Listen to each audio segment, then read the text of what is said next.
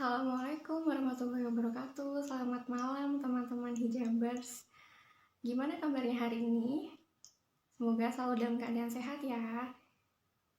Semoga apapun yang sedang dikerjakan, diupayakan, dilakukan selalu diberikan kesehatan, kemudahan dan kelancaran serta keberkahan dari Allah Subhanahu wa taala. Amin. Nah, teman-teman, hari ini saya mau ngajak teman-teman hijabers untuk ngobrol, sharing pengalaman dan cerita dengan salah satu narasumber kita.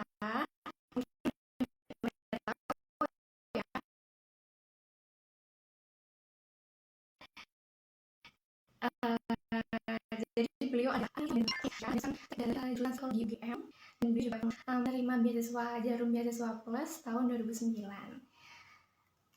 Oh iya teman-teman, untuk yang join live hari ini, insya Allah nanti Haji akan membagikan 3 voucher umroh untuk teman-teman dari Safwa Holiday. Jadi dipastikan untuk teman-teman harus ikut join di live-nya sampai akhir ya.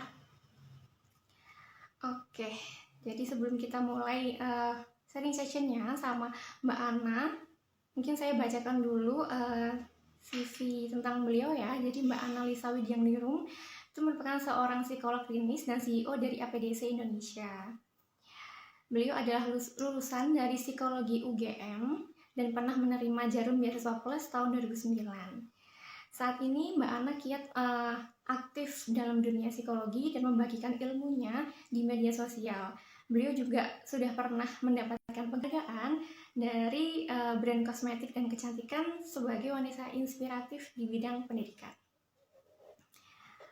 Oke, kita tunggu Mbak Ana untuk join ya. Jadi Masya Allah sekali ya teman-teman, untuk narasumber kita hari ini benar-benar membuktikan bahwa kita sebagai perempuan itu masih bisa berkarya, berprestasi. Halo, Assalamualaikum Mbak Ana. Waalaikumsalam warahmatullahi wabarakatuh. Salam kenal. Salam kenal Mbak Ana, aku Piorita dari Hijabers Community. Wah, senang banget bisa ngobrol sama Mbak Ana. Salam kenal juga Mbak Pio ya panggilannya. Mbak Pio aja, Pio aja. Oke, Mbak Pio, salam kenal juga. Ini suara aku jelas, gambar juga jelas. Jelas, Alhamdulillah Mbak, jelas. Suara aku jelas nggak? Aman ya?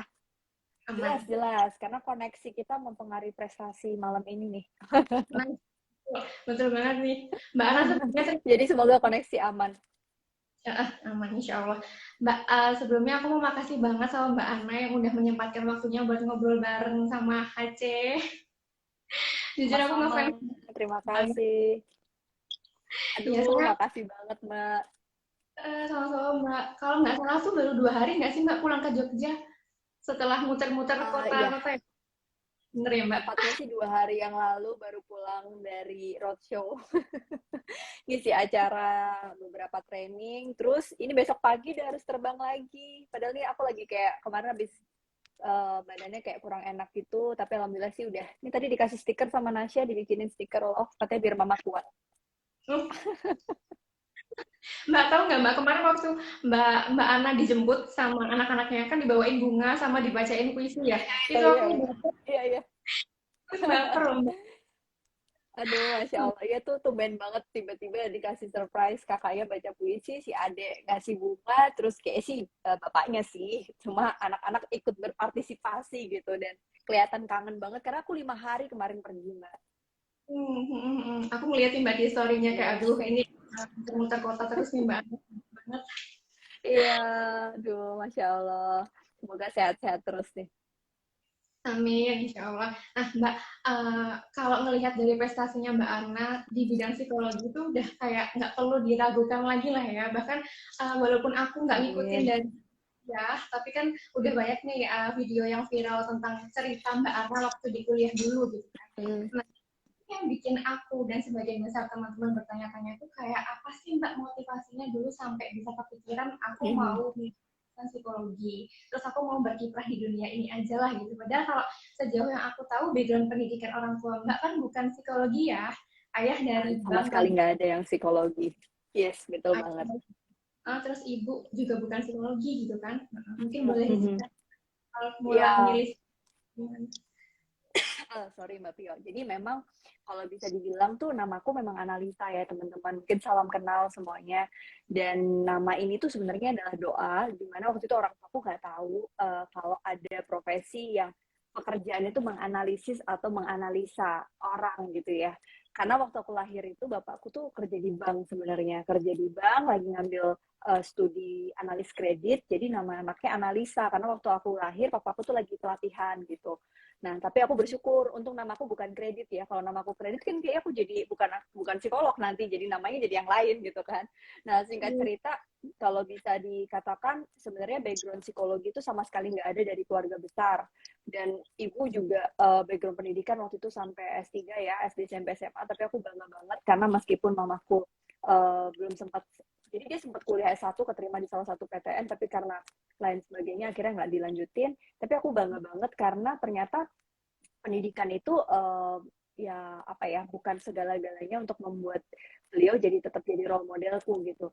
Sampai aku melihat mama yang bukan lulusan S1, bukan lulusan S2 aja, dia bisa punya peran yang dalam artian peran itu nggak harus dalam karir, nggak harus dalam sukses gitu, tapi aku ngeliat mama sebagai anak pertama, adiknya banyak gitu kan, dan mama tuh bisa jadi kakak yang benar-benar bertanggung jawab sama adik-adiknya gitu. Terus dia role modelku juga buat kalau punya keinginan tuh dia kuat gitu, sehingga satu yang dia pengenin adalah mama dulu nggak sempet buat punya pendidikan yang tinggi, jadi mama pengen punya anak perempuan yang pendidikannya tinggi. Jadi itu salah satu motivasi aku sih Mbak Pio, karena mamaku nggak sempat merasakan pendidikan tinggi, tapi dia memberdayakan dirinya sebagai perempuan yang bisa membantu keluarganya dan melahirkan anak perempuan yang dia harap satu-satunya ini bisa jadi perempuan yang punya pendidikan tinggi. Jadi itu salah satu motivasiku sampai hari ini sih. Wah, luar biasa banget ya Mbak Ana. Terus kayaknya juga orang pertama nggak sih Mbak di keluarga yang lulus dari UGM ya, kalau nggak salah. Banget, iya. Jadi kayak kalau dicari silsilah keluarga tuh nggak ada yang lulus di, maksudnya nggak ada riwayat pendidikan di Gajah Mada gitu Mbak. Jadi bapak ibuku tuh ya segitu bangganya gitu. Dan jujur waktu awal pertama masuk UGM itu jadi beban. Kayak wah aku nih satu-satunya yang masuk UGM nih gitu kan. Padahal sebenarnya mungkin untuk keluarga lain tuh udah biasa kali ya masuk UGM, UI, ITB, apalagi luar negeri gitu. Nah kebetulan karena keluarga aku bukan background akademisi, kemudian gak ada yang masuk UGM, jadi kayak segitu bangganya mereka, justru itu jadi pressure yang lumayan berat sih Mbak waktu kuliah. Aku sempat stres juga gitu, tapi ternyata aku bisa ngelaluin itu dan justru malah jadi motivasi buat aku memberikan best version yang bisa aku kasih untuk mereka gitu. Wah, menarik sih Mbak ini, dan apa ya, menurut aku pilihannya tuh benar-benar tepat. Karena kalau boleh cerita, aku dulu juga sebenarnya pengen Aduh, pengen pengen ke jurusan psikologi, tapi ya pada lulus ternyata nggak di bidang itu, ya udahlah ya. tuh nggak apa-apa Mbak, kan psikologi dalam kehidupan kita luas ya, jadi teman curhat buat sahabat, buat keluarga itu juga bisa jadi menerapkan ilmu psikologi juga kan.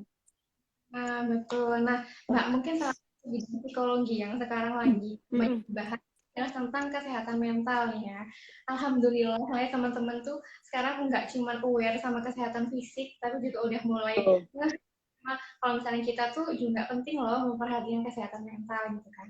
Nah, menurut Mbak Ana nih, apa penting sih Mbak untuk menjaga kesehatan mental itu terutama untuk perempuan? Kan biasanya kita kan orang yang mudah overthinking, terus apa ya, sering kepikiran hal-hal yang mungkin nggak terlalu penting gitu kan Mbak. Gimana sih Mbak? Iya, iya betul banget Mbak Pio, teman-teman yang udah join malam ini. Aku ngerasa tuh kesehatan mental itu penting untuk semua dari kita ya, nggak cuma laki-laki tapi juga perempuan. Nah, kalau kita fokus ke hijabers, fokus kepada women empowerment, maka aku merasa pendidikan pertama keluarga itu kan ibu ya. Salah satu pendidik utama di rumah tuh adalah perempuan, adalah ibu. Jadi ibu yang memiliki mental yang sehat, dia akan bisa melahirkan anak-anak dengan mental yang sehat juga. Itu aku yakin di situ. Jadi seberapa penting, penting sekali. Karena kalau arti dari sehat mental itu adalah ketika kita itu menyadari bahwa kita itu punya kesejahteraan psikologis gitu. Kita mampu menyadari potensi kita mampu mengenali kelemahan kekurangan kita bisa mengelola stres kita setiap hari, sehingga kita bisa produktif dan kolaboratif. Itu arti sehat mental menurut WHO. Jadi bayangin, kalau perempuan di seluruh penjuru dunia ini memiliki mental yang sehat, dia bisa memahami potensi diri, dia bisa mengolah stres sehari-hari ngurusin anak, kerjaan gitu kan, dan dia bisa produktif terus bisa kontributif untuk lingkungannya. Nah, bayangkan kalau satu perempuan tumbuh di dalam sebuah keluarga dengan mental yang sehat, maka dia akan melahirkan pejuang-pejuang tangguh lagi, nggak cuma perempuan juga, tapi laki-laki yang hebat juga untuk dididik oleh ibu yang hebat. Jadi aku percaya mental yang sehat itu penting untuk dimiliki semua perempuan. Benar. Jadi dengan menyadarkan satu perempuan, sebenarnya kita tuh merubah satu lingkungan gitu nggak sih Mbak? Satu dunia, yes, betul banget. Yang paling paling kecil tuh keluarga gitu lah ya. Kalau misalnya ibunya udah sehat mentalnya, insya Allah kan keluarganya juga tersebar energi positifnya gitu ya. Iya, benar banget. Karena memang ada riset juga Mbak Pio, ketika sumber emosi keluarga itu salah satunya adalah dari emosi ibu. Coba ibu bapak-bapak nih yang mungkin join malam ini, kalau bapaknya lagi uh, apa ya, lagi sakit atau bapaknya lagi nauzubillah ya, lagi capek, lagi stres gitu kan. Kayaknya si ibu tuh bisa aja nge-backup gitu. Tapi ketika si ibu ini lagi kurang sehat gitu ya, bisa agak compang-camping tuh, kecuali punya asisten rumah tangga yang banyak gitu kan. Jadinya aman gitu. Nah, aku rasa tuh dari situ aja tuh kita bisa melihat perempuan yang memiliki mental dan emosi yang sehat, dia akan memiliki keluarga yang bertumbuh dengan emosi yang sehat juga. Harapannya sih seperti itu, Mbak. Bener Mbak. Nah, tapi sayangnya sekarang tuh karena interaksi di media sosial juga udah sangat bebas ya, Mbak. Nggak jarang justru di antara kita sendiri, sesama perempuan itu yang adalah beberapa dari kita, mungkin bukan kita ya, ada beberapa di antara kita tuh yang justru menyebarkan virus-virus dalam tanda kutip kebencian gitu ya, Mbak. Dari sesama Iya. perempuan sendiri gitu. Nah, kan mungkin kita udah berusaha sekuat tenaga untuk membangun diri kita dari dalam untuk selalu berpikiran positif, positif, tapi ternyata di luar sana ada banyak hal yang istilahnya kita terpapar hal negatif itu dari orang lain. Nah, gimana sih Mbak cara Iya, menyikapi reaksi-reaksi dari orang agar itu tidak mempengaruhi kesehatan mental kita? iya, betul. Makasih Mbak Pio. Jadi menurut aku tuh memang benar ya. Justru malah banyak banget kalau kita bicara woman empowerment, itu justru paling sulit untuk kita menerapkan itu di sesama perempuan. Kayak karena medsos sekarang yang begitu nyata sana juga gitu ya, kayaknya kehidupan teman di sosmed kita tuh lebih indah daripada kehidupan kita. Dan insting manusia secara psikologi itu memang kita tuh suka compare gitu, kita suka ngebandingin seolah apa yang dipunya orang tuh lebih bagus gitu. Nah, apa sih akibatnya? Akibatnya kita tuh jadi sulit untuk mengenali apa sih yang benar-benar kita mau dalam hidup. Nah, yang paling parah lagi nih Mbak Pio, mending kalau itu dampaknya ke diri doang gitu. Kalau dampaknya jadi negatif ke orang lain, misalnya jadi iri, terus irinya tuh nggak disadari gitu. Irinya tuh nggak disadari, akhirnya justru menyakiti orang lain. Nah, apa yang mau aku sampaikan? Yang pertama tuh kita perlu refleksi dulu. Mau contoh misalnya ibu bekerja. Ibu bekerja tuh ada juga yang ngomongin, ih dia tuh sibuk banget, anaknya siapa yang ngurusin? Pasti ada yang nyinyirin gitu. Entah tetangganya, entah temennya, entah followersnya gitu ya. Pasti ada deh yang ngebatin gitu. Dan biasanya yang ngebatin itu kalau posisinya berkebalikan. Tapi kalau posisinya sama-sama kerja, dia justru kayak terinspirasi. Kayak, wah keren ya dia kerja tapi anaknya bisa tetap hebat, diurusin dan lain sebagainya gitu.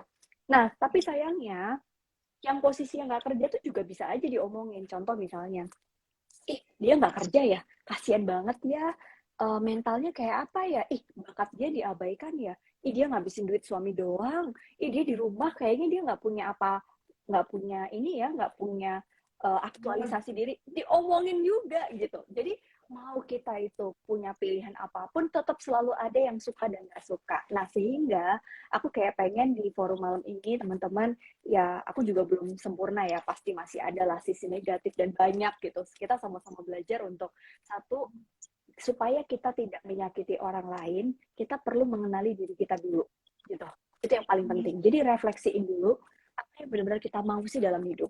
Supaya kita tuh punya pegangan, oke okay, ini aku pengen ini dalam hidup, sehingga beginilah jalannya, aku harus ngejalanin. Supaya ketika kita melihat orang lain yang perjalanan yang beda sama kita tuh nggak gampang sakit hati, nggak gampang iri, nggak gampang kepengen gitu. Karena kita udah tahu nih, oh milestone kita ke sana. Nah, ketika ada orang lain yang ke sana, kita tuh kayak mungkin terinspirasi boleh, tapi kita balik lagi ke situ gitu.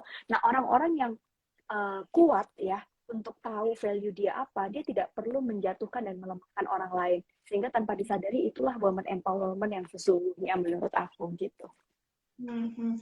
Nah, Mbak Ana, aku jadi ingat salah satu konten yang pernah Mbak Ana share. Jadi Ya, yang mana Mbak? semakin jadi gini, biasanya tingkat kemungkinan atau apa ya? Mm-mm. eh, ya tingkat kemungkinan orang untuk nyinyir ke orang itu Mm-mm. ketika kondisi realita dia itu sangat jauh dari kondisi ideal yang dia bayangin, bener nggak Mbak?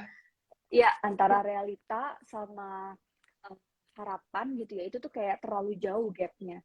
Jadi Mm-mm. akhirnya karena gap itu dia ngerasa kayak ada yang kurang nih. Nah, kalau orang yang positif gitu ya, yang insya Allah dia punya iman yang bagus, dia dalam lingkungan yang positif, dia juga memiliki kesehatan mental yang baik, dia tahu cara coping kalau dia lagi stres gimana, pengelolaan emosinya bagus. Nah, itu dia akan mencari cara. Oh, aku memang belum dapat segini nih, tapi realitanya segini, ikhtiarnya gimana ya gitu, dia akan fokus ke situ. Tapi kalau mentalnya lagi nggak sehat ya, mental sehat itu bukan berarti dia selamanya sakit ya, kita nggak pernah bilang sakit, tapi mungkin lagi terganggu, mungkin hidupnya Mm-mm. lagi dalam kondisi yang tidak mudah, mungkin lagi ada ujian berat dalam hidupnya, mungkin ada banyak lack atau kekurangan yang dia nggak dapetin dalam proses dia bertumbuh sebagai manusia. Nah, jadi pada saat terganggu itu apa yang terjadi? uh, dia jadi sulit untuk melihat sisi diri dia yang baik gitu Mbak. Yang ada justru tadi semakin jauh gap dia malah fokusnya bukan ke problemnya, fokus ke emosi yang negatif tadi gitu. Jadi dia fokus Nah, kepada oh aku tuh memang, jadi bermain peran sebagai korban gitu kayak playing victim. Oh aku tuh memang orang yang paling menderita ya. Jadi blaming jatuhnya. Aku tuh memang miskin dari dulu, aku nggak mungkin jadi orang kaya. Aku dari dulu tuh emang bodoh. Dia mah enak anak orang kaya, dia cantik, dia pintar. Kita selalu pasti akan kayak gitu. Nah itu kalau kita lagi nggak sehat, mentalnya lagi terganggu. Tapi kalau lagi sehat, kita malah justru berpikir, dia udah bisa di sana nih, aku harus termotivasi. Jadi aku harus apa ya? Harus kerja lebih keras, doanya lebih kenceng, ikhtiarnya lebih kuat. Nah, itulah sehat mental yang penting sebenarnya. nah, nah, Mbak ngomongin sama apa namanya, kita sering terpapar informasi dari orang Mm-mm, lain lah ya, media sosial ini. mm-mm, Nah, sekarang hal-hal yang sifatnya baik lah, misalkan orang lain pasti akan menonjolkan sisi baiknya aja kan di media sosial. Padahal tanpa pasti. kita tahu di belakang itu mungkin kayak struggle-nya juga nggak main-main, atau bahkan itu adalah bentuk dari realita yang sudah dipoles dengan sedemikian rupa sehingga tampilnya itu baik gitu kan. Nah, tapi ada Iyalah. sebagian orang mungkin Mm-mm, ada sebagian orang yang mungkin apa ya kayak nggak sadar dan menjadikan mm-mm. kesuksesan kualitas hidup orang yang enak ini sebagai standar yang terlalu tinggi untuk dia capai, sehingga dia Iya, itu merasa tidak pernah merasa cukup dengan apapun yang sudah dia miliki gitu. Dia bahkan cenderung merasa iri dan lain sebagainya. Nah, gimana sih Mbak menumbuhkan kesadaran dalam diri kita masing-masing bahwa uh, semua orang itu pasti punya tingkat sulitnya masing-masing gitu. Jadi kita tuh nggak kebawa ke irinya itu lagi. iya. Satu memang sangat manusiawi ya Mbak, pada saat kita melihat orang lain yang lebih dari kita, itu pasti naluri kita tuh pengen kayak dia gitu, tanpa disadari. Nah, perbedaannya ada manusia yang bisa mengendalikan rasa irinya, ada yang enggak. Nah, itu. Nah, Jadi, itu di psikologi disebut dengan yang namanya kemampuan kita memiliki self-control. Pengendalian diri ini tuh penting banget, Mbak. Kalau kita nggak bisa mengendalikan diri kita dengan baik pada saat ada orang lain yang lebih dari kita, hidup kita pasti akan ngerasa paling menderita gitu. Mungkin klise ya, kesannya kayak ya udahlah bersyukur aja gitu. Tapi praktikal kita untuk bersyukur tuh kayak apa sih? Nah, ini aku pengen kasih tahu nih. Pertama, kalau kita lagi dalam rasa insecure yang parah gitu ya, secara praktikal teman-teman coba ambil kertas, terus teman-teman tulis apa aja sih yang udah teman-teman punya dalam hidup, apa aja sih kelebihan yang teman-teman punya. Kalau perlu nanya ke significant others atau orang-orang penting dalam hidup kita untuk tanya, menurut kamu apa sih kelebihanku gitu. Itu tuh kayak salah satu cara kita untuk meningkatkan self love gitu, yang sehat gitu ya. Nah, nanti setelah itu yang kedua, cara kita mengendalikan diri adalah kita lihat orang ini tuh, sorry, fokus ya dikit ya. Yang kedua adalah setelah kita list gitu ya, apa aja yang kita punya. Yang kedua kita lihat orang ini tuh punya, mungkin dia punya rumah yang lebih gede daripada rumahku nih, punya mobil mewah daripada mobilku gitu. Mungkin materi yang kita lihat gitu ya. terus kita belum punya di situ gitu. Umur sekian kita belum dapat itu. Padahal harusnya di umur segini aku udah punya pekerjaan ini. Aku kok belum lulus ya, itu misalnya. Nah, setelah itu gimana caranya meningkatkan self love yang bisa dilakukan? Kalau aku tuh suka, ini kayak nggak tahu ya Mbak, bener apa enggak, tapi kayak ini aku tuh mujarab di aku gitu. Kayak aku selalu bilang ke diriku, oke, aku memang nggak punya itu di dia, tapi aku punya hal lain, aku punya keluarga yang aku sayang, aku punya sesuatu yang orang itu nggak punya. Jadi kayak secara otomatis tuh jadi kita jadi bersyukur gitu loh Mbak. Ya. Itu kayak automatic aja gitu, membuat pikiran kita yang tadinya terbawa pada apa yang nggak kita punya jadi apa yang kita punya. Nah setelah itu cara mengendalikan dirinya gimana? Kalau memang teman-teman ngerasa kayak terganggu gitu ya sama beberapa postingan orang, jangan unfollow, jangan block. Menurut aku itu adalah cara yang paling sementara dan sebenarnya tidak menyelesaikan. Ya udah nggak usah main medsos dulu. Karena sebenarnya ketika kita menghindari orang, kita unfollow dia, kita ngeblok dia gitu, apalagi karena dasar iri gitu ya. Coba rasakan sebenarnya besoknya ketika teman-teman unfollow satu orang, teman-teman akan ketemu orang yang pengen kalian unfollow lagi. Karena sebenarnya kita tuh nggak diminta menghindari orang itu. Yang diminta adalah kita berdamai sama perasaan kita yang iri tadi gitu. Jadi belajar, ya nggak? Belajar mengendalikan kebahagiaan orang lain ketika kita ngeliat itu penting banget. Kan namanya medsos pasti ngeliat orang lain dong. Nggak mungkin kita nggak ngeliat kebahagiaan orang lain kan. Kalau memang kita nggak mau lihat ya nggak usah main medsos menurut aku gitu. Jadi itu adalah cara kita mengendalikan diri. Dan orang-orang yang punya pengendalian diri ya, dia akan memiliki manajemen emosi yang baik dan akan terhindar dari rasa iri. Jadi kalau memang mau puasa medsos nggak apa-apa, mendingan puasa dulu gitu kan sampai netral perasaannya, dialihkan ke aktivitas fisik. Nanti kalau emang udah sehat lagi, udah ngerasa lebih cinta lagi sama dirinya, baru main lagi. Daripada kita ngeblok, kita unfollow, nanti biasanya akan muncul hal-hal baru yang isunya tuh hampir mirip. Karena kita nggak diminta menghindari orangnya, tapi kita diminta untuk menghindari atau menghadapi perasaan iri kita itu yang harus kita kendalikan. Gitu sih, Mbak. Jadi istilahnya tuh sebelum kita bisa selesai dari pelajaran ini, akan selalu ada orang yang sama yang ngajarin hal yang sama gitu ya, Mbak. Iya, dan kadang-kadang tuh bilang makasih ke orang-orang ini sebenarnya. Aduh, makasih ya untuk aku iri sama dia. Jadinya aku termotivasi untuk bisa ada di titik ini gitu. Nah, somehow tuh seperti itu. Kalau kita mau menjadikan hal positif gitu ya. Karena yang kita benci itu kan sebenarnya bukan orangnya, tapi perilaku dia yang tertentu gitu. Nah, kalau kita benci orangnya, kita akan menemukan perilaku-perilaku baru pada orang yang lain. Itu yang gawat sebenarnya. Oh, jadi alternatif untuk mungkin aku juga pernah melakukan sih, Mbak. Teman-teman juga. Bukan pasti mungkin ya, tapi cuman mungkin di mute, Mbak. Jadi story-nya di mute, terus post-nya di mute gitu. Tapi Boleh pokoknya senyaman mungkin gitu ya. Benar-benar. ya dilihat juga sih, Mbak. Kalau kepo malah di search gitu kan. Iya, iya, iya. Kan ya, itu tidak menyelesaikan. Yang menyelesaikan tuh yang paling benar ya, kalau misalkan belum siap, ya istirahat medsos dulu aja gitu ya. Bener banget, karena ya jujur ya, aku juga manusia, psikolog juga ada lah perasaan kayak gitu kan, nggak sempurna juga ya. Jadi aku menemukan pola yang ketika kita nge-mute atau kita unfollow gitu kan, itu kayak muncul perasaan itu tuh nggak terkendali sama orang yang baru gitu, tapi justru level tertinggi kita punya pengendalian diri yang baik adalah pada saat kita melihat itu dan itu biasa aja, itu level tertinggi kekuatan kita sih, mengendalikan emosi dan diri kita menghadapi um, sosial media sekarang gitu. Nah, Mbak, gimana sih kita caranya mempengaruhi lingkungan sekitar kita biar punya sudut pandang itu yang lebih positif kan? Misalnya di teman-teman lah misalnya Mbak ya yang seumuran segini belum nikah kan ada tuh yang kayak nyindir kan, kenapa sih kok belum nikah?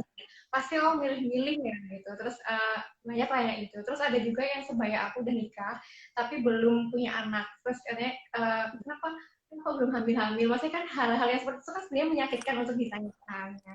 Nah, kita kan Betul. maunya teman-teman sekitar kita itu biar tidak berpikiran seperti itu lagi. Kira-kira gimana sih Mbak kita cara kita untuk selain mengendalikan diri sendiri, juga membantu mengendalikan teman-teman sekitar kita biar nggak ngomong kayak gitu ke orang lain gitu. Kira-kira bisa nggak ya kita mengendalikan orang lain, Mbak? Misalnya nih, temennya Mbak ngomong kayak gitu kan. ada remote-nya nggak buat bilang dia jangan ngomong kayak gitu dong gitu. Kayaknya susah ya. Kita kan paling nggak bisa mengendalikan orang lain, ya nggak sih? Itu teori yang memang ya teori kehidupan yang memang paling sering kita dengerin. Sesuatu yang nggak bisa kita kendalikan adalah sikap orang lain gitu. Dan sikap orang Iya. lain itu sebenarnya stimulus yang sangat netral. Aku sering bilang ini. Contoh misalnya, buat satu orang ditanyain, udah hamil belum? Itu sensitif banget, ya kan? Iya. Dia baper banget. Buat yang satu ditanya, udah hamil belum? Belum nih, itu biasa aja. Itu kayak Hmm. orang sama makanan gitu. Makanan yang duren deh, ada orang dikasih duren. Ada yang suka banget dikasih duren. Ada yang dikasih duren dia muntah-muntah gitu. Jadi sebenarnya Hmm. stimulus itu sangat netral tergantung bagaimana kita meresponnya. Nah, respon yang perlu dilatih adalah respon kita menghadapi orang-orang ini tadi. Jadi bukan kita rubah cara dia bersikap ke kita, tapi yang kita rubah adalah respon kita kepada mereka. Nah, respon ini bebas, Mbak. Mau kita pilih dengan cara menjawab dengan tersenyum dan terima kasih, atau kita menjauhi tanpa memusuhi. Akhirnya kayak, oh cukup tahu ya, dia memang bukan teman di circle satu yang sehat, berarti kita cuma cukup tahu nama aja. Itu kan bisa juga respon kita kan untuk membuat kita lebih sehat. Atau mungkin secara terang-terangan, mungkin kita menyampaikan secara asertif, aduh maaf banget ya kalau kamu nanya soal keturunan terus terang aja itu sensitif buat aku. Bisa juga kita sampaikan seperti itu. Nah, respon-respon ini yang perlu kita pelajari sebenarnya Mbak Pio, yang membuat kita paling nyaman tanpa menyakiti orang lain gitu. Nah, Hmm. jadi yang dirubah bukan orang-orang itu, karena kita kan selalu ketemu orang-orang yang nggak bisa kita rubah, nggak bisa kita kendalikan. Yang kita rubah itu respon kita kepada mereka. Dan percaya deh, semakin level kedewasaan kita tuh, kita akan terlatih ngadepin orang-orang kayak gini dan punya ini namanya kecerdasan emosi yang kita butuhkan. Itu yang paling penting sebenarnya. Jadi pokoknya intinya kita juga tidak bohong sama diri sendiri. Kalau nggak nyaman, bilang aja nggak nyaman gitu kan. Tapi kita juga menggunakan Yes, bahasa-bahasa betul yang banget. bisa diterima oleh orang itu ya, Mbak. Ya, betul banget. Jadi kalau di psikologi itu disebut emotional quotient atau intelligence gitu ya. Pertama kita harus punya awareness dulu sama perasaan kita harus accept. Karena emosi negatif tuh nggak boleh ditekan, kita terima dulu, kita harus sadari. Tapi kan nggak perlu semua disampaikan ke orangnya ya. Kayak, ih gue kesel banget sama lu gitu kan. Itu namanya cari ribut gitu. Cukup aja dalam hati gitu. Terus yang kedua, self management atau self regulation. Jadi ini Bapak Daniel Goleman yang menemukan teori tentang kecerdasan emosi. Orang yang cerdas emosi itu dia sadar emosinya apa, kemudian dia kelola gitu bahwa perilaku dan emosi dua hal yang beda. Emosinya bisa Hmm. negatif, perilakunya belum tentu negatif. Nah ini orang yang paling cerdas emosi. Dia marah, tapi perilakunya nggak menunjukkan marah. Itu hebat banget. Dia marah dengan bijak gitu. Kenapa? Karena yang ketiga, menurut Pak Goleman, dia punya empati. Nah, empati ini yang kita butuhkan. Shifting the position kalau kamu tuh jadi dia. If you were him or her gitu ya, kenapa ya dia bisa ngomong sejahat dan sepedes itu? Oh, ternyata dalam hidupnya dia sering terluka. Kasian banget ya, ya udahlah kalau gitu aku maafin. Nah, akhirnya kita punya positive relationship atau hubungan yang positif sama semua orang. Inilah social skill yang kita butuhkan. Jadi, emotional intelligence ini penting untuk menghadapi orang-orang yang tadi Mbak tanyain itu tadi, Mbak Pio. Semoga menjawab. Iya, menjawab sih Mbak. Udah semakin tercerahkan, Alhamdulillah. Semoga teman-teman juga menangkap baik. Nah, Mbak, kalau suatu ketika kita merasa sih, kita sudah sadar sih kalau kita lagi mental aku lagi nggak baik nih, aku lagi Hmm. pokoknya lagi baik aja. Nah, kira-kira apa sih hal yang seharusnya kita lakukan? Apakah kita harus mengurung diri di kamar, nggak mau ketemu sama siapapun, atau kita langsung butuh bantuan psikolog gitu kan? Gimana, Mbak? Oke, yang pertama, teman-teman kalau lagi ngerasa sedang tidak baik-baik saja, coba untuk aware dulu, detect dulu emotionnya, apa yang dirasakan. Detect emotion ini banyak caranya, Mbak. Bisa dengan menuliskan perasaan tadi, naming atau labeling emotion gitu ya. Ditulis gitu, aku ngerasain apa sih. Kalau bukan tipikal yang suka nulis, mungkin bisa di-record suaranya gitu. Aku tuh ngapain, jadi dikeluarin dulu gitu. Atau cerita ke orang lain, curhat gitu kan. Sampai akhirnya kita tuh paham emosi ini tuh hadir atas sebuah kejadian kenapa gitu. Nah, nanti kalau udah sadar masalahnya apa, nah itu bisa dilihat.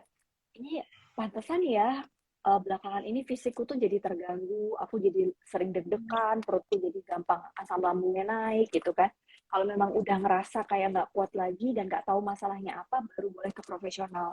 Tapi kalau memang misalnya teman-teman masih bisa mengalihkan dengan melakukan hobi, curhat ke teman, terus mengalihkan dengan kebahagiaan yang teman-teman ciptakan gitu ya, itu nggak apa-apa, nggak harus segera ke profesional kok. Dan aku juga pengen memberikan disclaimer dulu, kalau teman-teman ke psikolog itu bukan berarti teman-teman tuh punya masalah yang berat. Jadi anytime, nggak harus nunggu sampai teman-teman tuh ngerasa punya, maaf ya, halusinasi gitu, atau ada gangguan-gangguan yang sifatnya ke arah psikotik gitu ya.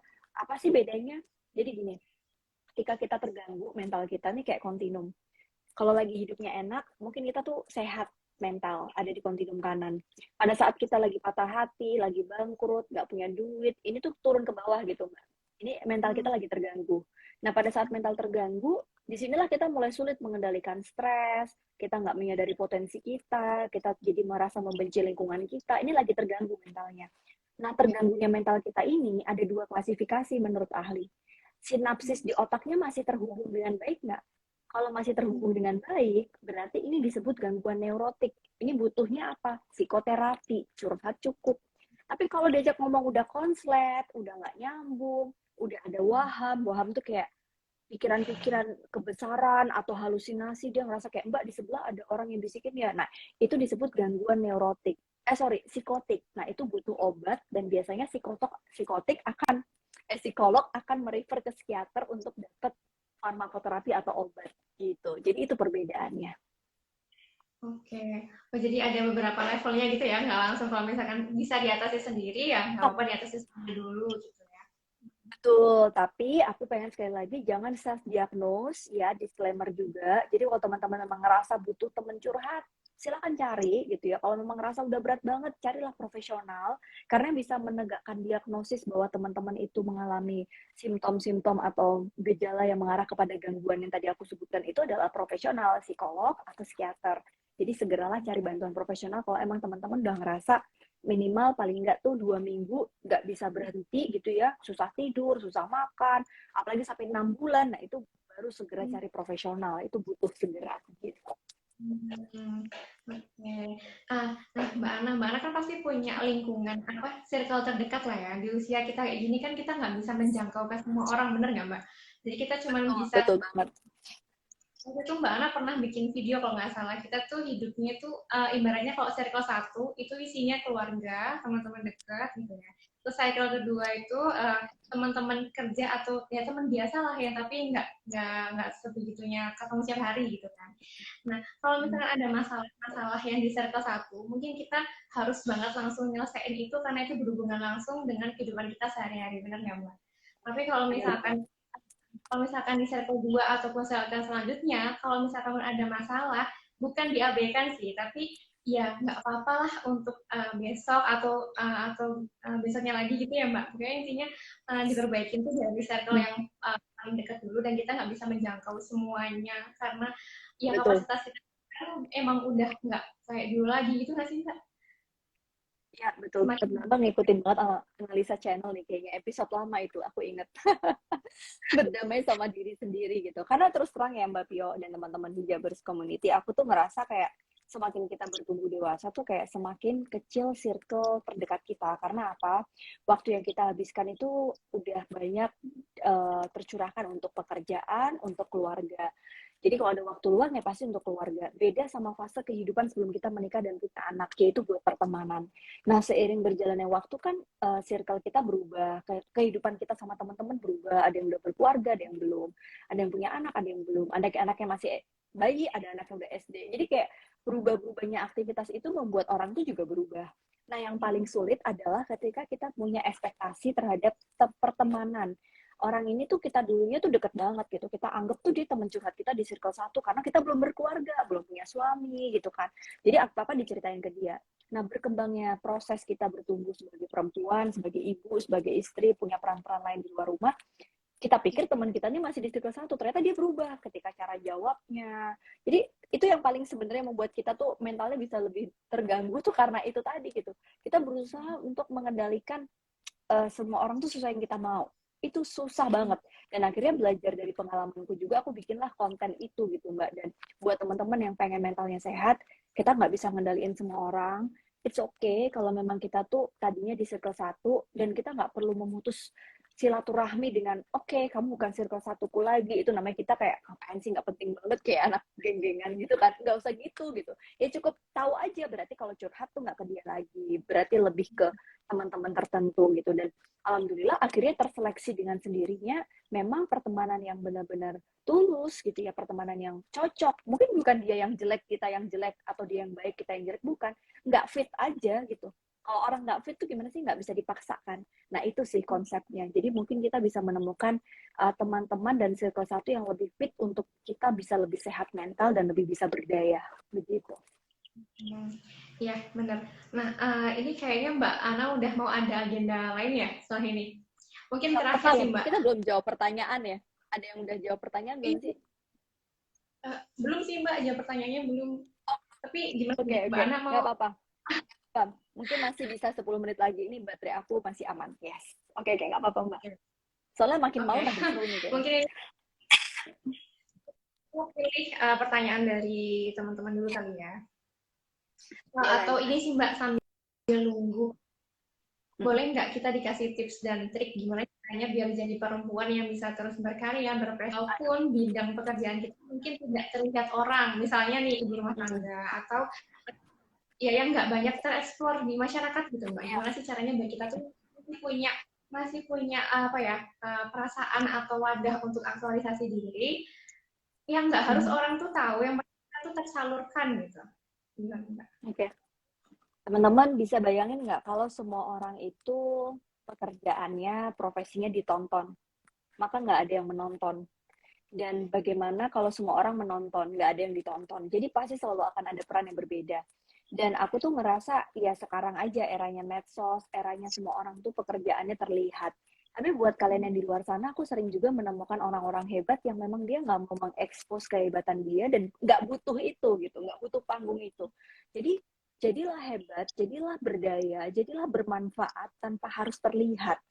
It's okay, nggak apa-apa. Yang penting kita itu merasa kita berdaya dan kita bisa memberdayakan orang lain dan kita bahagia menjalankan pekerjaan itu. Jadi semoga teman-teman yang di luar sana juga jadi yakin bahwa nggak semua pekerjaan harus ditonton, karena semua pekerjaan ditonton nanti nggak ada yang menonton, gitu. Nah, Mbak, ini ada satu pertanyaan yang menurutku menarik. Jadi, mana dengan karakter yang sebenarnya bukan karakter kita, tapi kita itu berubah karena adanya trauma. Oke. Yes, setiap orang tuh selalu punya trauma ya. Ada trauma yang itu menyebabkan luka, ada juga yang menyebabkan ada yang namanya wounded inner child gitu ya, membuat memang luka. Tapi ada juga yang integrated gitu. Ada luka yang membuat kita tuh jadi orang yang bertumbuh. Pernah nggak melihat orang yang dia trauma, bapak ibunya divorce, broken home, and then ketika dia punya keluarga, dia nggak mau keluarga kecilnya itu seperti keluarganya. Itu saya menemukan banyak sekali. Banyak sekali. Artinya, jangan pernah menyalahkan trauma kita atas sesuatu yang kita nggak mampu dalam hidup kita sekarang. Yang kita butuh lakukan adalah trauma ini tuh butuh disapa. Trauma ini tuh butuh dikenali gitu. Aku tuh punya trauma apa sih?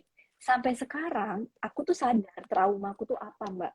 Jadi pada saat ketemu sama pemicunya atau trigger gitu ya, bahasa kerennya, pemicu yang membuat aku tuh ingat traumaku apa, itu kayak langsung ada semacam sense of apa ya, di dalam tubuhku tuh kayak bergejolak gitu. Oh ini kayaknya aku lagi kecentok nih, ini kayaknya isuku nih, ini kayaknya masalah traumaku nih.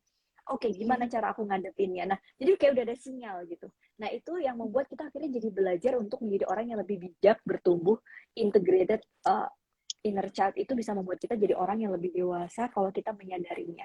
Jadi trauma jangan melulu membuat kita jadi merasa salah gitu ya. Memang ada orang yang trauma, dia nggak sadar traumanya apa, perilakunya membuat kepribadiannya berubah, itu bisa. Tapi itu masih bisa diselamatkan, masih bisa. Jadi segeralah cari profesional yang bisa membantu kamu untuk menemukan traumamu apa. Kemudian ketika kamu mengenalinya, kamu bisa mengelola traumamu itu untuk menjadi sesuatu yang membuatmu jadi lebih baik. Itu namanya integrated inner child, bukan wounded, bukan luka, tapi sesuatu yang membuat kita justru jadi lebih bijak tadi. Yang broken home jadi lebih sayang sama keluarga. Yang mungkin traumanya dulu pernah dapat kekerasan, dia jadi lebih bijak dalam memberikan pola asuh untuk anaknya. Dan itu saya banyak menemukan dari mereka yang belajar terhadap traumanya. Hmm. Jadi yang paling benar itu adalah diselesaikan dulu traumanya kan ya Mbak, bukan bukan dalam rangka untuk dalam tanda kutip balas dendam. Karena ada kebanyakan orang tuh yang dia tidak mendapatkan apa yang dia mau, misalnya dari keluarganya waktu kecil, dan dia tuh kayak mati-matian pengen anaknya dapat yang lebih baik dari dia. Tapi tanpa dia sadar itu adalah Hmm. cara dia balas dendam, bukan untuk menyembuhkan traumanya sendiri. Itu nggak sih? Iya, iya benar, dan itu semua orang pasti ada begitunya ya Mbak ya, kayak kayak balas dendam itu sebuah mekanisme ego kita yang kita tuh pengen menunjukkan bahwa kita tuh bisa, kita tuh hebat, kita tuh sebenarnya mampu, dan itu tuh it's okay, itu natural, nggak apa-apa. Tapi kalau itu menjadi berlebih sampai mengganggu teman-teman berpikir sehat, akal sehatnya hilang, melakukan segala cara, nah ini yang gawat gitu. Karena aku juga pernah ada di posisi itu, dan jujur itu kayak nggak enak banget gitu. Kita kayak dikejar sama ego yang nggak tahu ego ini tuh terbuat dari apa gitu ya. Tapi waktu aku pas aku selesai melalui itu semua tuh kayak once ingat, oh iya ya, ini tuh kayaknya ego deh gitu. Ini kayaknya tuh pengen membalas dendam deh. Ini sebenarnya bukan kebutuhanku deh gitu. Jadi kalau pas lagi waras tuh bisa begitu. Nanti pas begitu emosinya terganggu tadi, kontinuumnya lagi turun ke bawah gitu ya. Kita nggak nyadarin kesejahteraan psikologis kita, apa yang terjadi ya tadi menyalahkan gitu. Nah makanya untuk menyehatkan mental kita butuh meningkatkan kesadaran diri dengan banyak-banyak bercerita gitu. Ngobrol itu tuh obat yang paling gampang deh.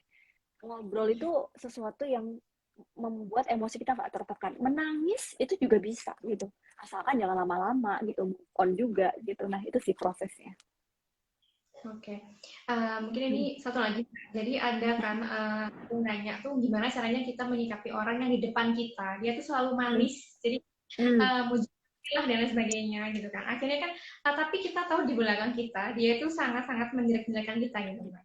Nah kadang kan pas waktu kita ketemu sama orang ini, ketemu tatapan langsung gitu kan, maksudnya berinteraksi secara langsung, Hmm. kita tanggapi secara negatif juga nggak mungkin karena di depan kita mereka baik gitu kan. Tapi sebenarnya kita tahu kalau di belakang kita mereka tuh sangat-sangat tidak seperti itu gitu. Gimana ya Mbak Gitu ya. caranya? Ah, Kembali ke teori pertama tadi sih, kita nggak bisa mengubah perspektif orang lain terhadap kita. Kita nggak bisa membuat dia jadi baik di depan maupun di belakang kita. Nah, kalau di depan kita baik, ya baikin aja. Kalau di belakang kita nggak baik, kalau kita bisa mengabaikan itu, prinsipku ya Mbak, selama dia nggak ngomong langsung ke aku, that's not my problem. hmm, That's her problem. That's her problem. Their problems. Itu masalah dia, itu masalah mereka. That's not mine. Itu kayak gampangnya gitu. Tapi kalau sampai dia ngomong ke aku, nah itulah masalahku. Jadi aku harus komunikasi sama dia. Tapi kalau selama di belakang, nggak nyampe ke kuping kita atau katanya-katanya, kalau kita bisa mencoba untuk melihat lagi lebih jernih, mengabaikan itu salah satu kemenangan yang paling hebat yang membuat orang yang ngomongin kita di belakang itu merasa kalah sebenarnya. Jadi ya. nggak usah dibalas sama omongan, buktikan aja kalau kita nggak kayak gitu. Misal nih diomongin, oh Pio itu gini gini gini gini ya, tunjukin kalau Mbak Pio nggak kayak gitu. Jadi orang-orang yang ngomong itu kan mulutnya banyak ya, tangan kita nggak akan cukup untuk menutup mulut mereka. Aku percaya peribahasa itu gitu. Tapi kalau kita berusaha untuk menunjukkan bahwa kita tuh nggak seperti itu gitu, nanti orang-orang yang dengar itu mereka akan punya penilaian yang tanpa harus kita rubah.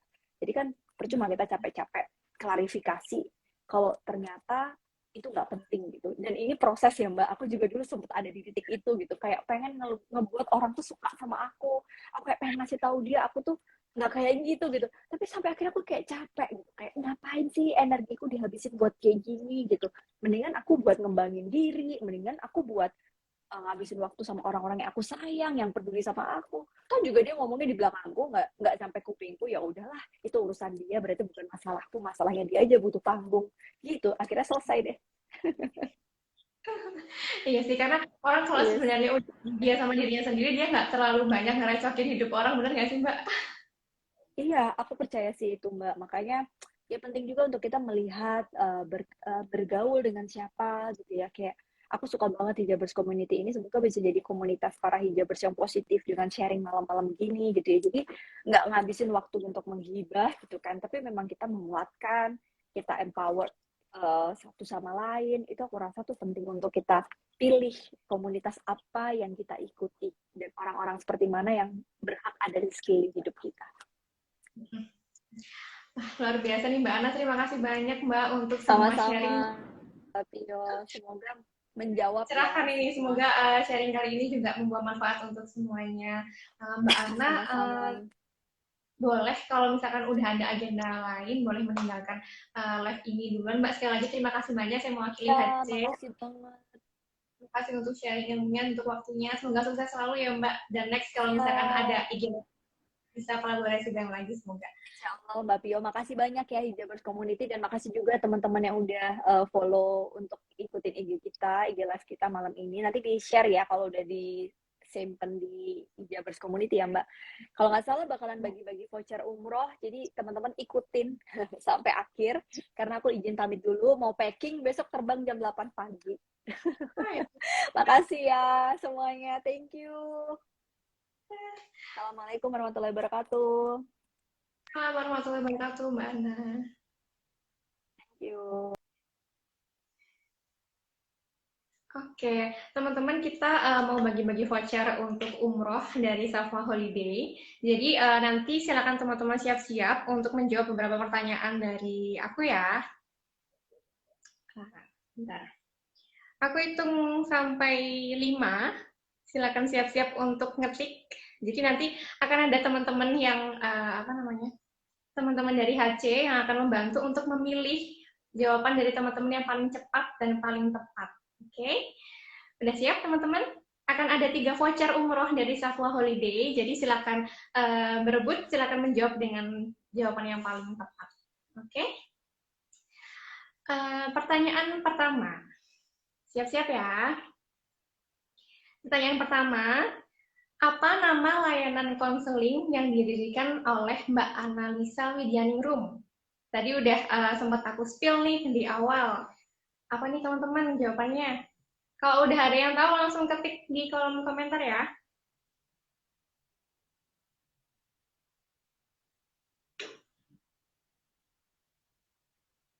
Jawabnya yang lengkap ya teman-teman, nama layanan konseling yang didirikan sama Mbak Annalisa Widianingrum. Apa ya namanya? Masih kurang lengkap nih yang jawab. Boleh cek dulu di Instagramnya.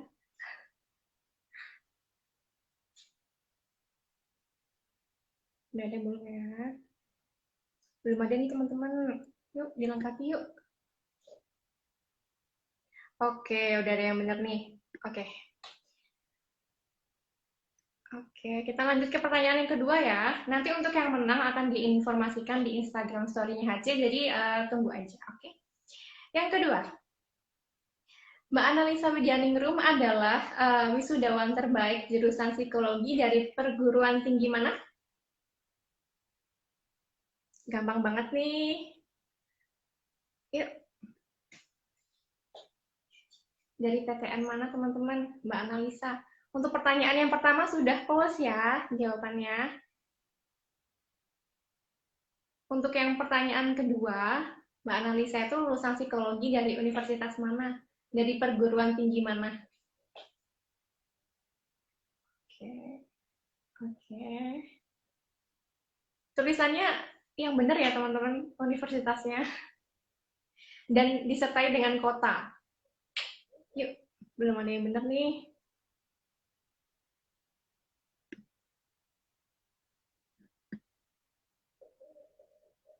Nah, saya cek-cek dulu ya. Sama kotanya teman-teman. Kotanya di mana?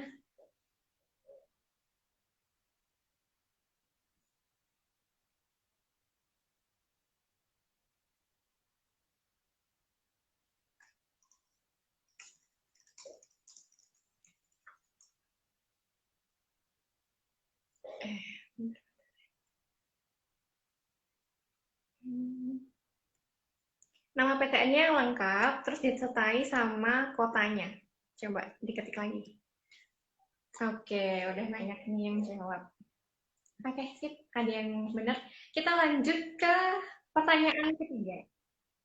Pertanyaan ketiga adalah, apa judul dari sharing session kita malam ini? Judul lengkapnya ya teman-teman. Boleh dilihat di poster. di poster IG Live kali ini. Pertanyaan nomor 2 close ya.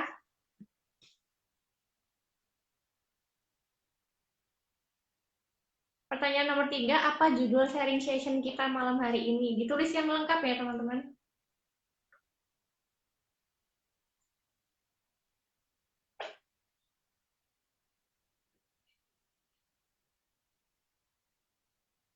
Oke, untuk pertanyaan yang ketiga, belum ada yang jawab.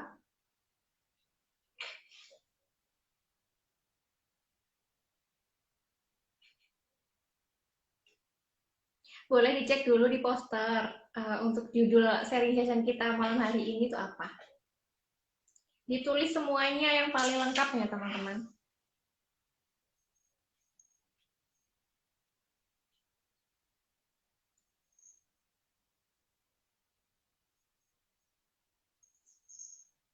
Oke, yuk. Apakah ada yang sudah lengkap?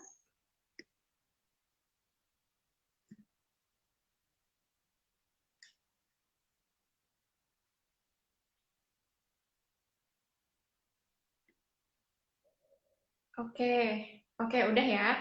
Oke, teman-teman, nanti untuk yang pemenangnya, pemenang voucher pemenang voucher umroh dari Safa Holiday ini akan diumumkan di Instagram story-nya HC ya. Jadi tunggu aja untuk mekanisme reimburse dari vouchernya.